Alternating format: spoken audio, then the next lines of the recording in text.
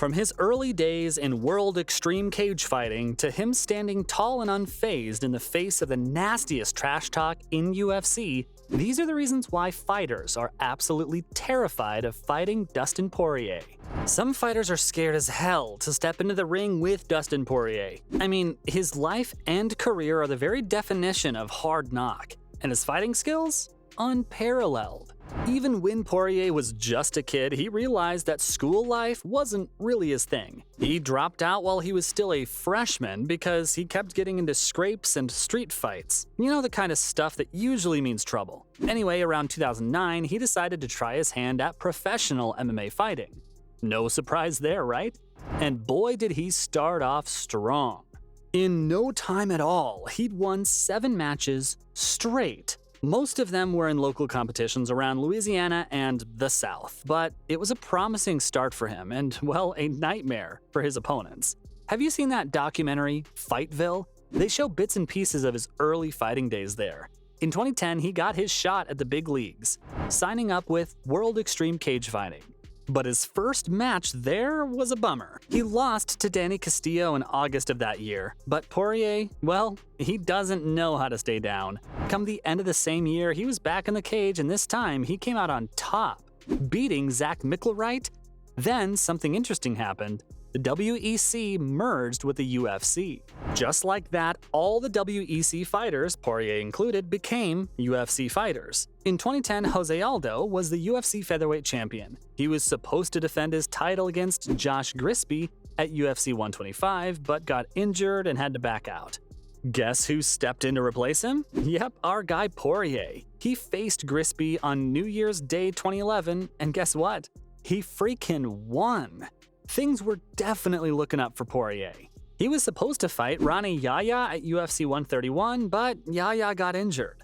So instead, Poirier fought Jason Young, a newbie to the UFC, and he came out on top again. You know what they call him? Dustin Poirier the Diamond. His record? 29-7-0 with a no contest to boot.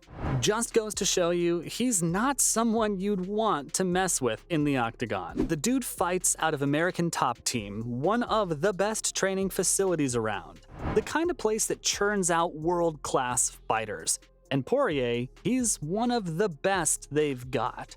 His stats are pretty insane too. He's got 15 wins by knockout, 7 by submission, and 13 times he's ended the fight in the first round itself. And some of Poirier's fights are just straight up insane.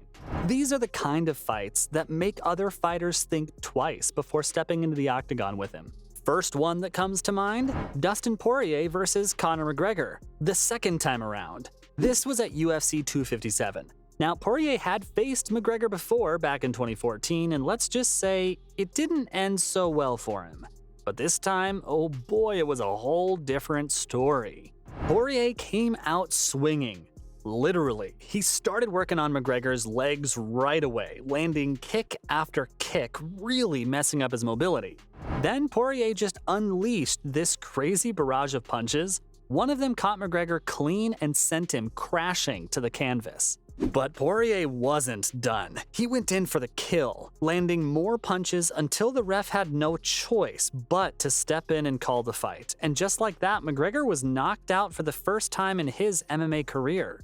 Poirier not only got his revenge, but he also earned a Performance of the Night bonus too.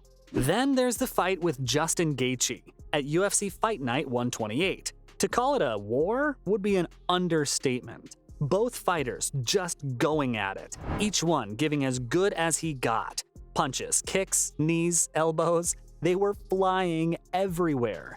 There was blood, sweat, and probably some tears too. But through it all, Poirier kept landing the cleaner, more efficient strikes. In the fourth round, he caught Gaethje with a left hand that rocked him. Gaethje tried to stay up, but Poirier wasn't about to let him off the hook. He kept pouring on the punches until Gaethje finally went down. Poirier won by TKO, and yet again, he bagged the Fight of the Night bonus. Speaking of epic showdowns, we can't forget about Poirier's second face-off with Eddie Alvarez. The first time they met, things got a little messy, and the fight ended in a no contest because of some illegal knees from Alvarez. But man, did Poirier get his redemption in the rematch. Poirier didn't just win that fight, he killed it. The second round is where it all went down. Poirier nailed Alvarez with an elbow that left him staggered. But rather than going for the instant knockout, Poirier showed off his ground game. He took Alvarez's back and started dropping elbows and punches like it was raining. Before you know it, Alvarez was out cold. Poirier had another fight of the night bonus to his name, and Alvarez had a serious headache. But we can't forget about Max Holloway's welcome to the UFC, courtesy of our man, Poirier. This was back at UFC 143. Holloway is a tough dude, no doubt about it. But Poirier really put him through the ringer. He literally slammed Holloway onto the mat and locked him up in a triangle armbar that would make anyone cringe. I mean, Holloway's arm was bending in a way arms are not supposed to bend. But credit to Holloway, he didn't tap right away. He tried to fight his way out of it. Poirier, though, just adjusted his grip and, well, Holloway had no choice but to tap out. It's still the only time Holloway's ever been finished in his career, and it scored Poirier a submission of the night bonus. And then there's the Bobby Green fight at UFC 199. Green was talking trash the whole time leading up to the fight, and he kept it up during the fight too. But Poirier, he stayed cool, calm, and collected. Didn't let Green's taunts get to him. Instead, he let his fists do the talking. Poirier was landing some crisp combos on Green, really picking him apart. Then he landed a left hook that sent Green crashing to the canvas. But Poirier wasn't done yet. He followed up with another punch that put Green out for the count. That knockout is still one of Poirier's most impressive to date, and it earned him yet another performance of the night bonus. And Dustin gets into drama just as much as he gets into fights. For instance, there's Poirier's third fight with Conor McGregor at UFC 264. You see, McGregor was really out to get under Poirier's skin for this one. He was trash-talking Poirier's wife, taking shots at his charity work, and even questioning his skills. The guy even went as far as to threaten Poirier's life, both in and out of the octagon. But Poirier, he was as cool as a cucumber, stayed focused on the fight, and didn't let McGregor's antics rattle him. The fight itself was a crazy one.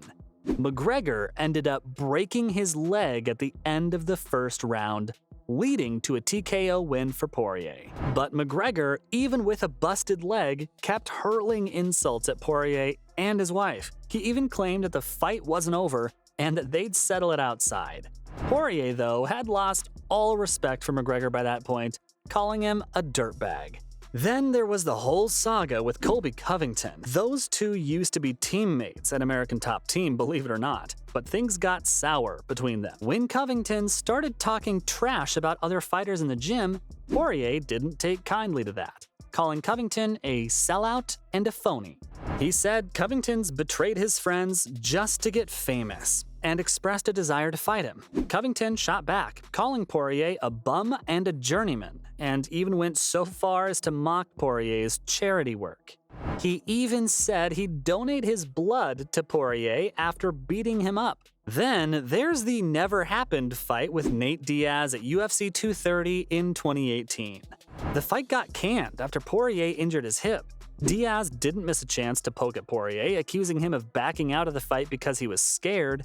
He even claimed that he'd slap Poirier if they ever crossed paths. But Poirier wasn't having any of that. He denied being scared of Diaz and said he'd fight him anytime, anywhere. He even called Diaz a coward for refusing to fight him several times. When you look at these fights, you can see why so many fighters would be terrified of squaring off against Poirier. He's got knockout power, submission skills, and a killer instinct that you can't teach. On top of that, he's got the mental toughness to back it up. You can mock him, insult him, even threaten him, but at the end of the day, Poirier's going to make you pay for it in the cage. So, from standing against the verbal jabs and insults in the UFC's harshest trash talk, to his humbler beginnings of fighting skills in the WEC, those were the reasons why fighters are terrified of fighting Dustin Poirier.